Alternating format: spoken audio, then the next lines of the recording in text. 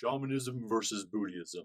How are they the same? How are they different? And do they work together, or are they against each other in their core beliefs? So we're going to dive into some core beliefs here and go down that path. And so the very first one here is suffering and healing. Now in Buddhism, a central point to Buddhism is the recognition of that the life involves suffering, dukkha. The goal is to transcend suffering through enlightenment. The Eightfold Path offers a way to ascend out of suffering, to break free of that. And if I pronounce any of the pathways of Buddhism wrong, please feel free to correct me in my pronunciation in the comments down below. Now, the way that this is similar to shamanism, or that shamanism believes, that often focuses on the healing of both the physical and spiritual suffering. Understanding that there will be physical suffering, there will be spiritual suffering, and shamanism focuses on the healing of that, healing of the trauma. Most things in shamanism, actually all things in true shamanism, led by a true shaman, a true maestra, is aimed to heal trauma, to expand growth, to hit a next level, to move your assemblage point to a higher state of consciousness. Those are the general purposes of a lot of the traditions in shamanism and so forth. The harmony with that within individuals and community. So it's balancing the spiritual and the physical suffering to restore the balancing within the individual and both within the community. And the root causes of suffering are the imbalances or attachments, over desires, over in what they would call indulgence in shamanism. When you indulge into certain beliefs or belief patterns, this can be, where you overindulge on longing after someone that's broken your heart, or you overindulge on like a lust for money or people, or you overindulge in your anger, or you overindulge in thinking something's above you. Those are the examples there. And so both traditions recognize that suffering is going to happen as part of being a human. And it's a fundamental part of the growth process, of the spiritual growth process. Part of this life is a spiritual.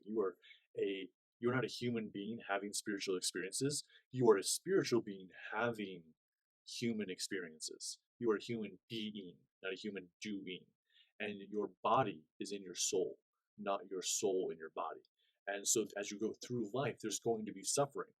And then the way to heal that, the liberation from that, the freedom from that, is to look at it and do different practices to work on that and to ascend to these higher states. So in Buddhism, they call liberation, and in shamanism, they would call it moving your assemblage point to a higher state of consciousness. The second core belief here of Buddhism and shamanism is actually death and rebirth, and how they view that concept of death and rebirth. Now, Buddhism believe that the cycle of birth and death and rebirth, so that you're born, you die, and you're reborn, and this is actually connected to your karma, and that based on how you live your life ripples out into karma effects, and when those karma effects take hold, they ripple back to you, and if you can't receive all of those ripples back in this life, they will follow you to the next life. So you can kind of view it like point systems. They wouldn't call it that, but the way you're voting with those points, so the way you show up creates these ripples, and so then it shows up to you in the next life. And so the goal is to hit nirvana, to actually break free from the recycle. And so you will cycle through until you learn as many lessons as you need to, until you can let go of attachment and suffering, and then move to the higher states of being. Now, in shamanism, there is also the belief of the cycle of nature of death, that you die and you're reborn, and sometimes you come back as a spirit guide, sometimes you come back as an animal guide, sometimes you're a plant, sometimes you're human, and these are all different roles that we play, and that shamans often journey into the spirit world. There's a lot of shamanic traditions where we actually journey into the lower realm, the middle realm, and the higher realm. And the middle realm is some place where we go to actually help souls cross over the rainbow bridge, to help them cross over into. So souls that don't know they've died, or souls that are still having some things to be worked out, we help them cross over the rainbow bridge. And we actually don't go over the bridge ourselves, but we go to the bridge and give it to a guide, and they go over the bridge. And shamans believe that we go over that bridge, and then either you come back into this life to continue to work on this side, or you do work on that side. And it's not even just called work, it's called just being. And so it's part of this is a transformational part, is that death and rebirth will continue to happen. And you're not always reborn here on earth. You might be reborn in a different dimension. You might be reborn in a different reality, is part of shamanic belief. Now, so the similarities of both believe that the nature of death and rebirth is a part of it, and that essentially the way you're showing up in life creates a ripple effect, and then that creates your reality, and it's the things that you experience, and that death and birth are a part of you consistently, whether that's your physical birth or your physical death, or the times that you change as you grow and you become a new being.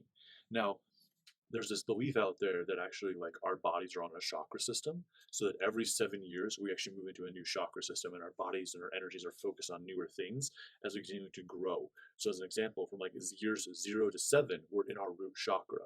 And if you think about it, when you're 0 to 7, you're mostly like focused on survival and like having some fun, but like making sure like you're taken care of, like you're around mom and dad, make sure your food is always taken care of for you, you know. And then from like 7 to 14 is where your emotional realm is, where the sacral is, and you begin to like and you know, grow emotionally and experience things in that way.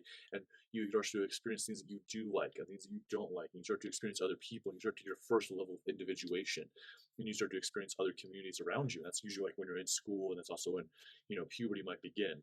And then from 15 to 21, you're in your solar plexus, and you're into your willpower, your fire, you're finding out what really excites you in life, you're figuring some things out, you know.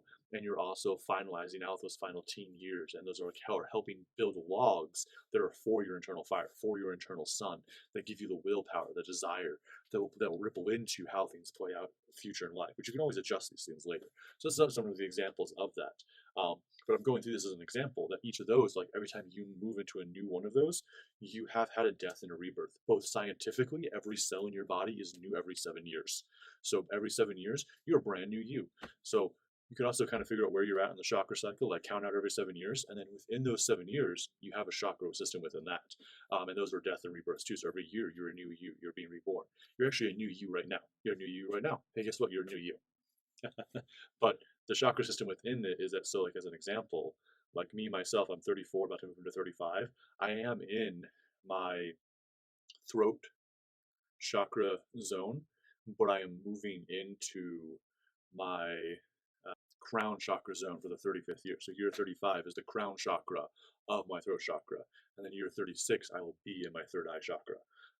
And I can say that like when I got married and when I was really making a lot of connections and really working on my own deep shadow work and doing a lot of deep healing, and even had my Saturn's return, was when I was in my heart chakra, those 7 years there. And then as I've been in entrepreneurship and I've been creating on YouTube and coaching and doing a lot more things, I've actually been in my throat chakra. And so as my business has expanded out and I've stepped into my passion, and the expression of my creativity has actually been over these last few years. And I would say this last year that I've been in the third eye chakra of my throat chakra has been the most creative, intuitional, spiritual growth year of the last 7 years as well. I've grown so much this year, but also I've grown so much by expressing myself and creating things, and then having that ripple effect come back so fast. So anyways, moving on to the next point here. So the third point here is that impermanence, so nothing is permanent, nothing is ever staying the same, is part of Buddhism. And that it highlights the constant change and the flux of all things. Nothing is permanent. And so the attachment to something is like trying to drink stagnant water, or is what leads us back to suffering. And so when we believe something, like if we're just like in super resistance to something, we're like, I will just not look at the shadow aspect of myself. I just refuse to look. I'm just going to shove it down like I'm shoving down the trash in the trash can, you know, and just not look at this aspect of myself will lead to suffering. Or if we're just like, we resist something, it persists. But also when we're like, oh man, this version of me is so amazing, it's so beautiful, I'm going to place it up on this pedestal over here and just give it all this energy and light and love, and just, man, it's so cool, and dream about it, then we're always chasing after it. When we bring it down to our same level and make it natural with us, it happens. And so it's like everything is always changing and fluxing. But when we have attachment to something that leads to suffering, it's because we're trying to keep something in its place, actually. Now, something might be coming at us, and we're like, oh crap, that's coming at me. It's not at you yet. But resisting it is trying to keep it away from you. Whereas going, oh, it's coming, it happens. Just like the wave in the ocean. You can stand in the ocean, and if you've never done this, I highly encourage you to get out to the ocean sometime, whatever that looks like for you. Make it happen. But if you stand in the ocean, when a wave comes, you have a few options. You can stand in it and kind of like jump at the right time and like ride it with it, just normally. You can turn your body with it and let yourself kind of body surf in. If you have a wakeboard, you can take a wakeboard in. You can surf on it, you know, or you can get wrecked by it. You can try to fight it. You can try to like buckle down and like just like brace it. And usually if you try to brace it, it will wipe you out. And so it's like resisting. If you try to resist something, it's going to just bulldoze over you. And you're going to get salt in your eyes and up your nostrils, and you know you're going to be choking on salt water for a moment. You know, and there's going to be a turtle underwater laughing at you. Real story, real experience. And then, but if you ride it with it, that's being within flow of it. And so it's understanding that everything's always changing. And so shamanism weaves into this too, that just like nature is always flowing and changing, just like the river is going, no man can step at the same river twice is a core part of shamanism because it's different water and you're a different man. So when you stepped into it and then when you step out of it, when you turn around and go back through it, well, you're a different person because you've had new experiences. You've taken new breaths of air. The breath in your lungs, the wind in your lungs is no longer the same wind in your lungs. It's different wind. You're a new you. So in shamanism, we're always changing every time the wind in our lungs changes, every time the elements change within us. And just like the water is moving, it's different water. Like it's still cold, it's still the same river, there might be the same rocks in there, it might still taste the same, but it's actually different water than when it was 2 seconds ago, a second ago, half a second ago, because it's always flowing, it's always changing. So the similarities that both systems teach that you must be in flow. If you want to truly detach from suffering and live in freedom, is be with the flow and the flux of nature and the flow and flux of life, the ebbs and the flows. Just like your lungs are always expanding, if they continue to expand, they would explode and you would die. And just like they can't always be collapsing, or they would shrivel up and you would die.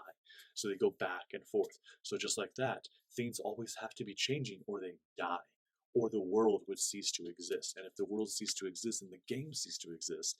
And without the game in existence, there is nothing to be experienced.